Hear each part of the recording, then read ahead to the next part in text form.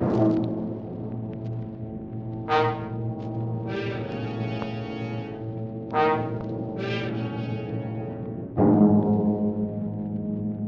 you upset with today's headlines? Worried about the high cost of living? Want to get away from it all? CBS offers you Escape. You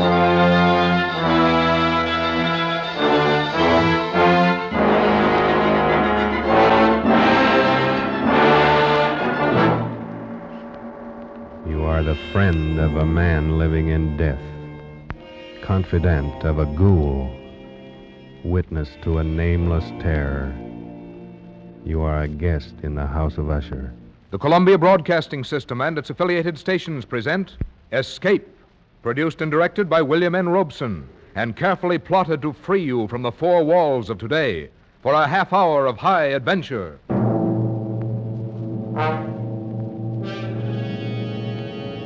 Tonight, we escape to a gloom-shrouded moor and a house where dread holds sway, as Edgar Allan Poe recounts it in his famous story, The Fall of the House of Usher.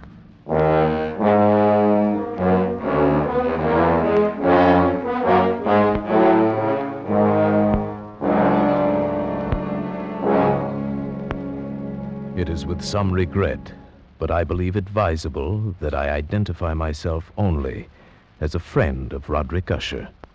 Certainly the last and perhaps the only friend of that unhappy man. Having only one sister, he was the last male descendant of the ancient house of Usher. Roderick had been one of my boon companions in boyhood, but many years had elapsed now since our last meeting. And so as I held his letter in my hand, not yet opening it, I reflected with no little sadness upon the devious fates that chart our courses and drive old friends away from one another. But then a sudden feverish and nostalgic curiosity laid hold of me, and with fingers made clumsy by their eagerness, I tore open the letter and read, My dear friend, my need of you has so far outgrown my pride that I'm going to request a favor which I realize full well may involve considerable inconvenience to yourself. For some time past, I have been suffering from an acute bodily illness intensified by serious mental oppression, if I may so call it. A horror which looms over me, a horror grown so great I dare no longer face it alone. And so, in all humility, and for the sake of years gone by, I beseech you to come to me at once, here to the family estate in the north. Should events conspire to prevent your coming, then only God may know the consequences. Your friend in desperation, Roderick Usher.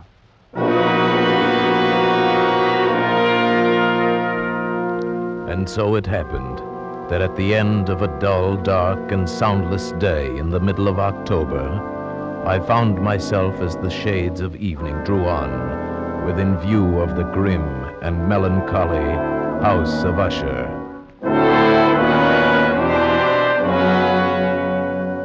I confess that the first sight of the house, the fungus-covered walls of stone thrusting their crumbling ramparts against the darkening sky, rising out of the sullen, sluggish waters of the black tarn at their base, the bleak and vacant windows staring blindly, the bone-white trunks of decaying trees, these things filled me with a nameless and desolate terror, so that I reined in my horse and sat trembling, half fearing to cross the wooden bridge that led over the waters of the moat and up to the entrance of the House of Usher.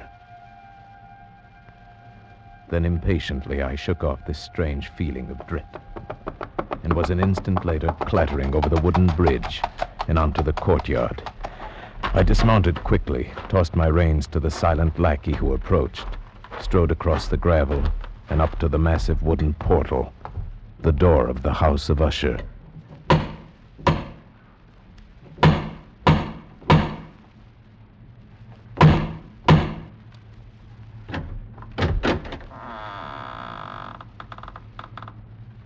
Good afternoon. My name I is... know. You're the friend of Master Roderick. Please come inside, sir. Thank you. But may I inquire how it happens you know me? You have been expected for some time, sir. Yes, true. But also I'm a stranger to you and could be some other visitor. That you could be anyone other than the friend whom Master Roderick expects, sir, would be impossible. You see, no one else would ever come to this house. Then I followed his stealthy footsteps through many dark and intricate passages. My earlier foreboding heightened and was made fearful by the somber aspect of the hallways by which we passed. The many unused rooms reaching out with their vast emptiness like some hideous jungle creeper. But at length, we stood before the door of the master's studio, and there the servant left me, departed and left me to go in alone. The man across the room, half reclining on the couch, his back turned toward me, did not hear the opening of the door. For the space of several heartbeats, I saw only the deathly pale and ghastly sunken features of a stranger. Then only with difficulty could I recognize, behind that mask, my boyhood friend. For surely, under light of heaven, no man had ever before so terribly altered in so brief a time as had Roderick Usher. Oh, my friend, you've come at last. Thank God you did come. Oh, Roderick, did you not know I would? Could you not be sure that no long years would ever dim the friendship we shared in youth? So many things have dimmed. Youth. It seems so long ago. But now you're here, and we'll relive it all over again, every glorious moment of it. And all these shadows, all these gibbering phantoms that haunt me, they'll be driven out. And then the sun will shine again, and we'll be young again and relive... Roderick! But forgive me, my friend. My excessive joy at the sight of you after so many years drives me into a frenzy of talk. How many years has it? Oh, no matter. It is enough that you are here, and brought with you all the happy days of my boyhood. But I'd expected from your letter to find you in serious straits indeed. Instead, you seem in the best of spirits. You have the right to know. But in all frankness, here in your presence, I find it difficult to credit importance to those things which only yesterday filled me with terror. True, I've been ill. A nervous affliction, something in the nature of a family weakness, probably. It has affected me with a morbid acuteness of the senses, such that quite often the least sounds and odors and colors become irritating beyond endurance. Then I've eaten but little, as you can see. But surely you've retained the services of a physician. A physician? Oh, yes, of course. He calls almost daily, though it is more often Madeline that he attends. You remember my twin sister, Madeline? For her I fear more greatly than for myself. Even today she's taken to her bed, and I have no doubt will never rise from it again. Oh, a tragedy. The sympathies of my heart go out to you. Oh, but leave it for the present. Leave it to dream of all those happy days we left so far behind. Everything will be different now that you're here. Do you remember when we were 12? But the happy forgetfulness which Roderick found in my coming was short-lived, and in a few days he had sunk into a morose torpor, from which only occasionally with frantic difficulty could he reach the joy of our first few hours of meeting. More often his mental apathy was broken by bursts of vicious temper and violent ill humor, fits I could only excuse on the basis of his illness. And that illness began in my mind to assume a most mysterious character. Being unable to divine its true nature from Roderick's hesitant offerings, I took the liberty of questioning the physician a few days later when I chanced to encounter him in a hallway. Yes, she's resting as well as might be expected. But she continues to decline. Is that not correct, Doctor? That would seem to be the case. And the malady, the illness which has stricken her, is it the same as that which affects her brother Roderick? I may venture that it is. Might I inquire the nature of this illness? As to that, I am unable to say. You imply, then, that I have no right to the information? Not at all. I am confessing to you quite simply, sir. I do not know what afflicts Madeline and Roderick Usher.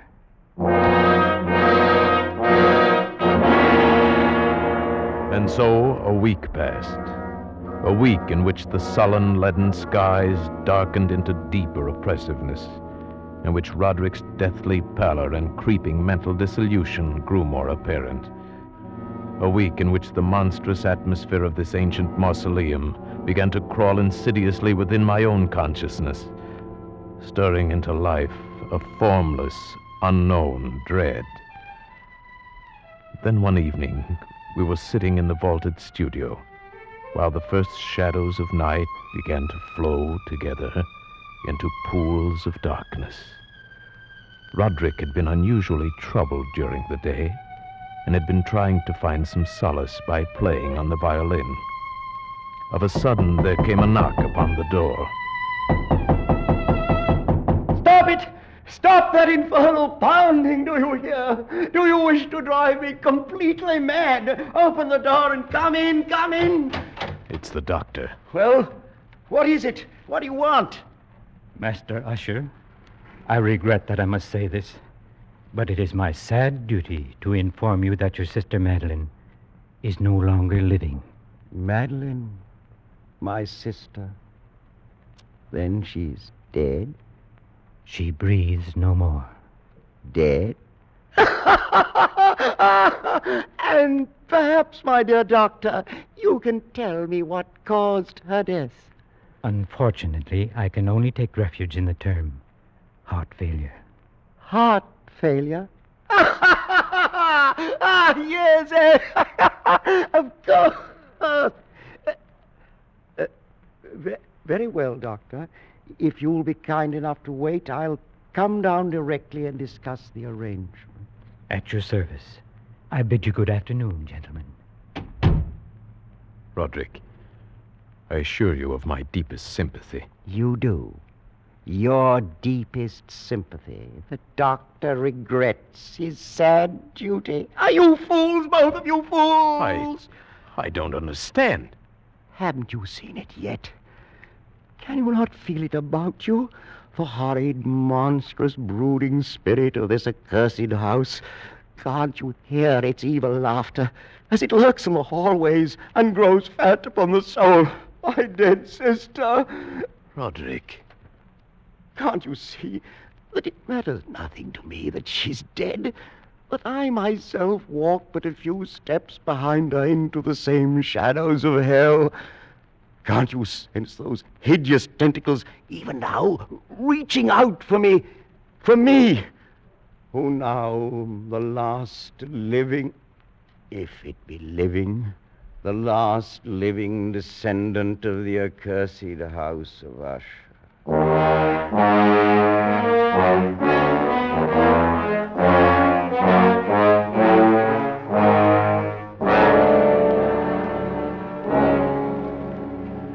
Such was the passing of Madeline Usher, once living, now dead.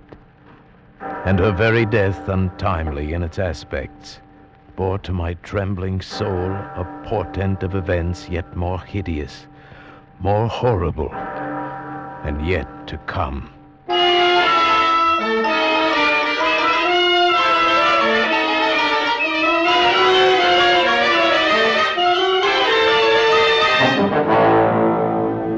At a later hour of that same sad night, Roderick came into my chamber to voice an intention so morbidly unnatural that for the moment I could only feel that his tottering reason had at last failed him entirely. Then you refuse? But, Roderick, this is madness. I tell you, before this night is over, the coffin body of my sister shall rest in the vault beneath this house, and if you will not help me, I shall do it myself. But why? Why? I could not stand to think of her buried out there in the dark graveyard, alone among the dead. Roderick, she too is dead. It's fantastic how little we know of death or of life. The doctor says she no longer breathes. She is dead. She was so lovely, was my sister. Roderick. I must keep Madeline near me. Nothing but evil would come of such an act. I can trust no one but you. Not even the physician himself. He hates us because he can't discover what it is that kills us. Even he might steal the body of my beloved sister, that he might learn our secret. You understand, don't you, my friend? Yes, Roderick. Yes, I understand.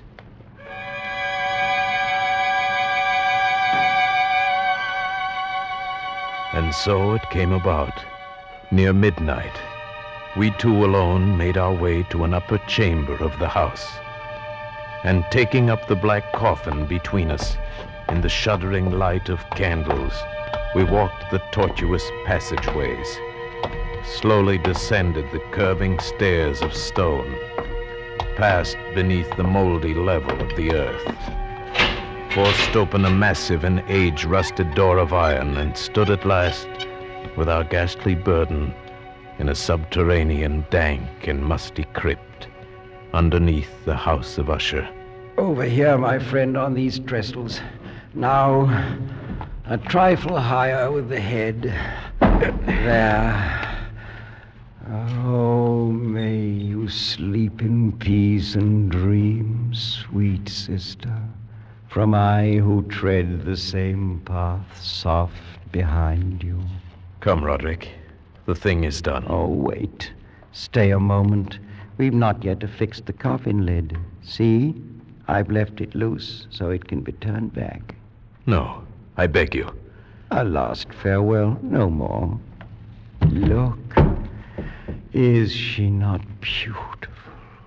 Yes, she was very beautiful. Was? Yes, of course. The look of her confused me. But do you not see it, too? The warm glow of the cheeks, the eyes shut softly, those lips half parted. Does it not seem that she may rise up and speak to us at any moment? This gruesome place inspires those morbid fancies. Morbid fancies? That now dead she seems to live, and living seems already dead? Man, you seek out madness. You court it with your very thoughts. And if I do, what matters? What value can there be in reason without the hope of life? Dead, you say to me, she is dead. Upon what certainty?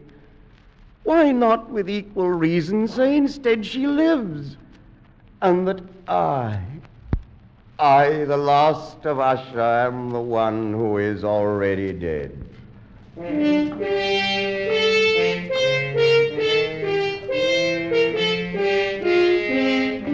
I prevailed upon my friend at last to leave that mournful place. And so with grim finality we secured the ebon lid, took up our flickering candles, and departed from the crypt, leaving it alone with its darkness and death. The ponderous portal closed behind us, and then my soul for one brief instant felt the dread and awful meaning of eternity.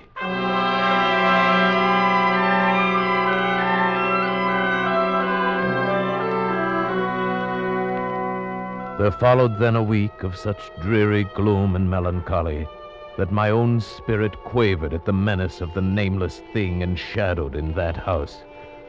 By perceptible degrees, the living soul of Roderick Usher flickered lower. More ghastly grew his pallor, more tremulous the extremity of his terror.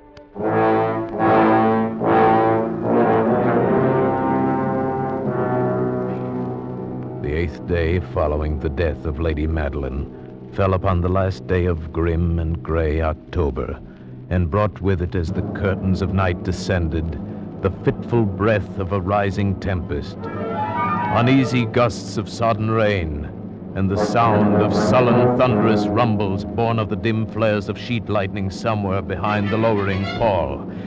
I retired at a late hour, but found sleep impossible.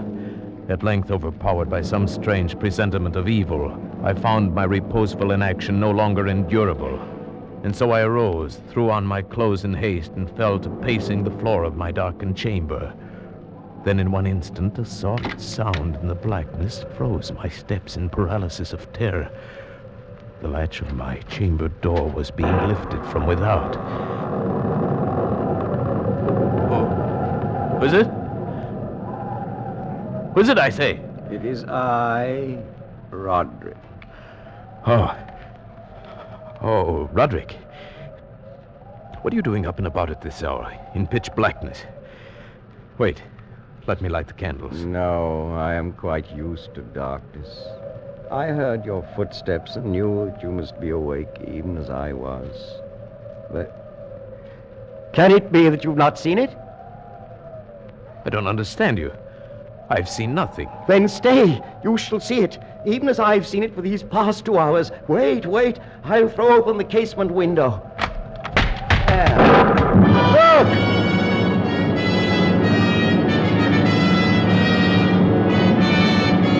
It was indeed a tempestuous yet sternly beautiful night, and one wildly singular in its terror and in its beauty. The exceeding density of the clouds which hung so low as to press upon the turrets of the house did not prevent our perceiving the velocity with which they flew careening from all points against one another.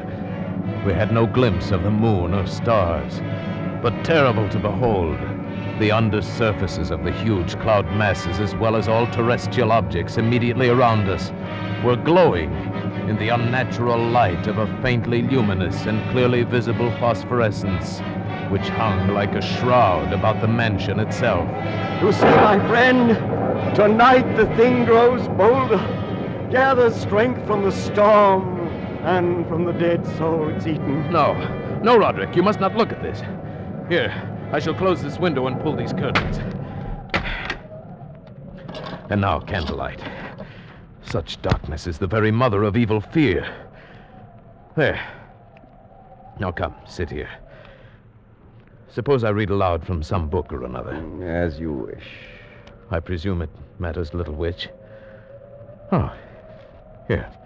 Here is a volume of The Mad Tryst by Canning. Will it serve? As you said, it matters little. I've always found the scene to be quite entertaining, wherein Ethelred dreams of fighting a dragon. Now, let's see. Oh, yes. Here it is. And so Ethelred waited no longer to hold parley with the hermit who mocked him from inside the hut, but feeling the rain upon his back and fearing the rising of the tempest, uplifted his axe and quickly made a hole in the plankings of the door for his gauntleted hand.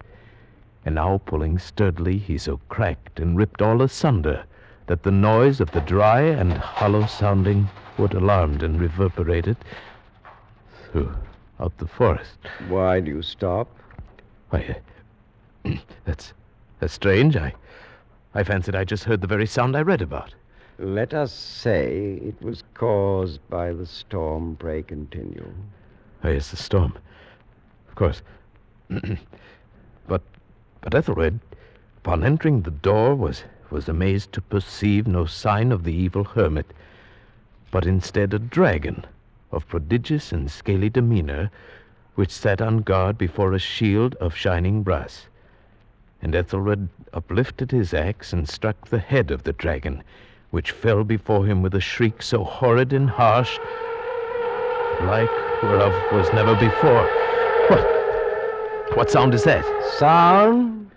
The shriek of a dragon, my friend. Read on. Very well. And now the champion, bethinking himself of the shield of brass, approached across the silver floor to where the shield hung upon the wall. But the shield, not waiting for his coming, loosed and fell upon the silver floor with a mighty great... Roderick, I tell you, something moves within this house. That sound, it reverberated through the very walls. Can you tell me now you did not hear it? Hear it now? Oh, yes, I hear it and have heard it. Long moments, hours, many days have I heard it. Yet I dared not speak. But why? Do you not know we put her living in the tomb? I tell you now, I heard her first feeble movements in the coffin many, many days ago, and I felt then it mattered little. But now she comes to upbraid me for my haste. And that last dread sound, yes, I heard it, the opening of the metal door to the crypt beneath the house. Now she comes here. Have I not heard her footsteps on the stair? Do I not distinguish the heavy and horrible beating of her heart? Madman that I am, I tell you that she now stands without that door. But even now she opens it. There in the flickering light of candles, in the gloom and curtained doorway, stood the shrouded body of Lady Madeline. For one shuddering instant she swayed there. Then as Roderick uttered a single piteous cry, she fell upon him in violent and now final death agonies, and bore him to the floor, a corpse.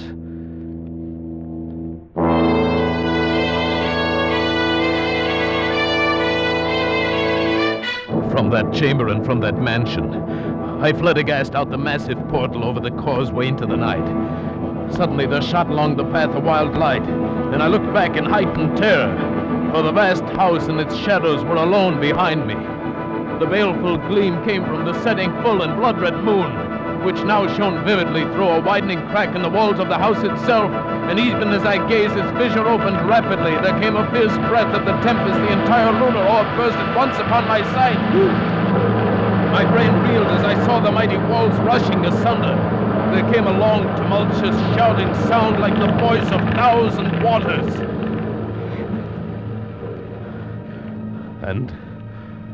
And the dark, deep tarn at my feet closed sullenly and silently forever over the pitiful ruins of the ancient house of Usher.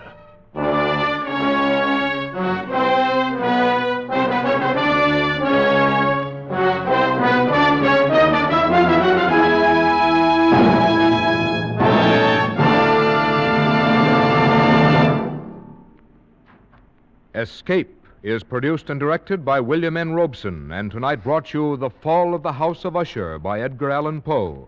Adapted for radio by Les Crutchfield, with Paul Frees as the narrator, Ramsey Hill as Roderick Usher, and Sheridan Hall as the physician.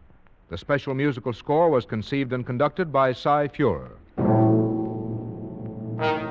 Next week... You are the victim of a poorer man, pursued from the west coast of Africa to the west end of London by a dead man's head, which grins at you upside down.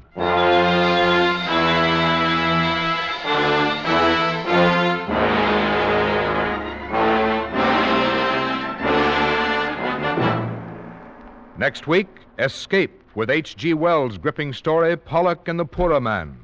Good night, then, until this same time next week, when CBS again offers you Escape.